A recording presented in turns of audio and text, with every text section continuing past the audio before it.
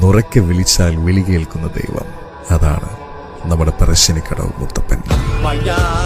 ആരൂഢസ്ഥാനം പുരളിമലയായിരുന്നുവെങ്കിലും അത് കഴിഞ്ഞുള്ള ഇരിപ്പിടങ്ങൾ കുന്നത്തൂർപ്പാടിയും പറശ്ശിനിക്കടവുമായിരുന്നു.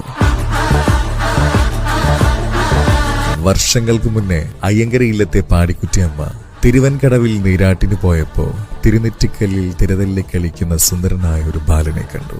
അതായിരുന്നു മുത്തപ്പൻ. സന്താന ഭാഗ്യമില്ലാത്ത പാടിക്കുറ്റിയമ്മ അവനെ ആ ഇല്ലത്തെടുത്ത് വളർത്തി. ആ ഇല്ലത്തിന്റെ ആചാരാനുഷ്ഠാനങ്ങൾക്ക് വിപരീതമായി പ്രവർത്തിക്കാൻ തുടങ്ങിയപ്പോ പാടിക്കുറ്റിയമ്മ മുത്തപ്പനോട് ഇല്ലം വിട്ടുപോയി കോളം പറഞ്ഞു. അതിൽ അരിശം പൂണ്ട മുത്തപ്പൻ തന്റെ കണ്ണുകൾ തുറന്ന് ഇല്ലത്തിന്റെ ഓരോ ഭാഗങ്ങൾ ഭസ്മമാക്കാൻ തുടങ്ങി.